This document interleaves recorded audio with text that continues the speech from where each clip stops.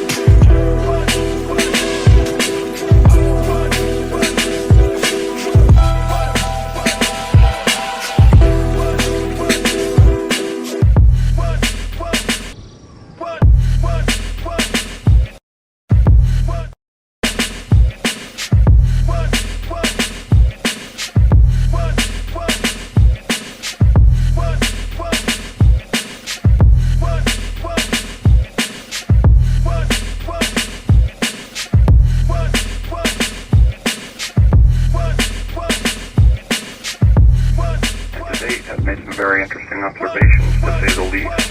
Some very chilling observations, in fact. Observations that, if revealed to the public, would not only change the game forever, and we're not just talking the breakdown of all religions and a total overhaul of everything we've ever known about the universe and space, but we are talking the breakdown of society itself. We are talking about a subject matter that, even up until today, carries with it a level of disbelief amongst the majority of the worldwide community.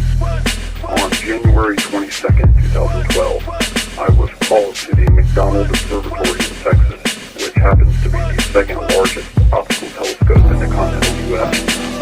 I received a phone call from an associate with the observatory and was booked that night on a flight out to Texas, where I was met by an agent reporting to be with Homeland Security.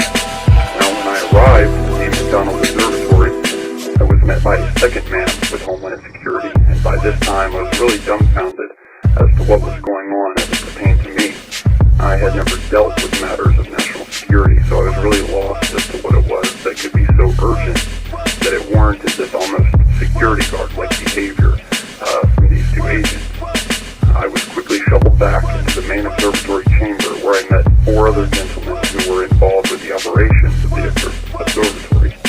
And what they showed me was of such a shock to even my belief system that, once confirmed, I had to sit down and take a moment to get a hold of myself. What I saw, I can best explain in my own words as an array of massive three-dimensional black structures in space, in straight line formation, advancing in the direction of the Earth. I know this because I was shown images taken 3 months prior, which depicted the very obvious course of direction by these things, which had moved millions upon millions of miles closer within just months. Now, I was there with the understanding that it was my job to aid in engaging exactly what type of composition these objects were made up of, and whether they were man-made, natural, or unnatural to anything seen before it. Now, using the scientific instruments provided by NASA that are available to us today, we were able to discern the fact that these were not naturally occurring materials, and that they were, to our best but limited understanding, some sort of metallic, carbon-reinforced material, several thousand times the structural hardness of what we have today, whether it be natural occurring diamonds or carbon nanotube type material. The object seemed to also be emitting some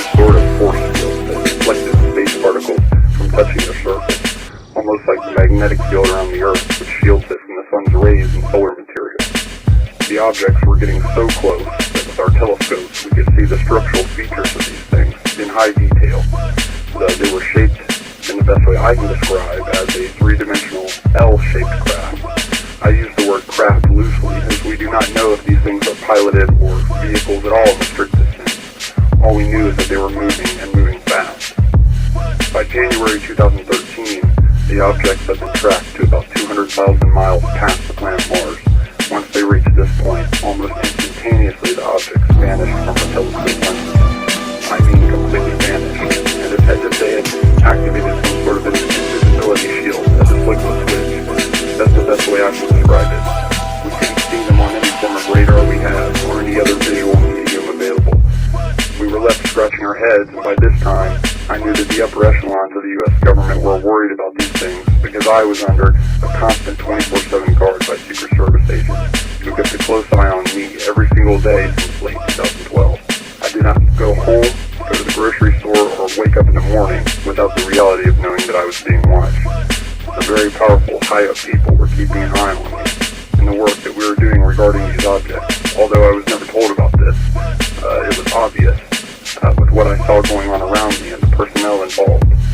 So for nearly the entire year of 2013, we watched the skies in disbelief of what had occurred. We didn't know what was going on or where these things were. According to my calculations, these things would have been so close to us by now that we would have no problem seeing them in the night sky had they stayed visible to us. But as I said, we didn't know whether they were still coming in the recorded direction or if they had simply left the solar system altogether. We just didn't know enough to gauge what was going on and what these things were really here for. I was sent home awaiting orders to continue my work as needed, and for some 6 months I did not hear so much a phone call regarding the situation. It wasn't until all of this commotion regarding the government shutdown, particularly of all the space surveillance projects, that I made some calls to see what was going on. Sure enough, what I had feared the most had been confirmed after I contacted a close friend whom I'd worked with confidentially on this project at the McDonald Observatory. I asked him what was going on, and was there something to all of these space monitoring programs being shut down, including NASA, and was there cause to worry? My colleague sounded extremely unnerved when I spoke with him. At one point it was almost as if he was trembling in his speaking, and I asked him, what is going on here? It was then that he told me that the objects had reappeared and had positioned themselves behind the moon. It was then that he told me that the objects had reappeared and had positioned themselves behind the moon. The blackout of all space monitoring programs was essential to keeping the lid on what had happened. I did not speak with my colleague long due to the fact that he was not supposed to be speaking with anyone and was risking even his own life even calling me back.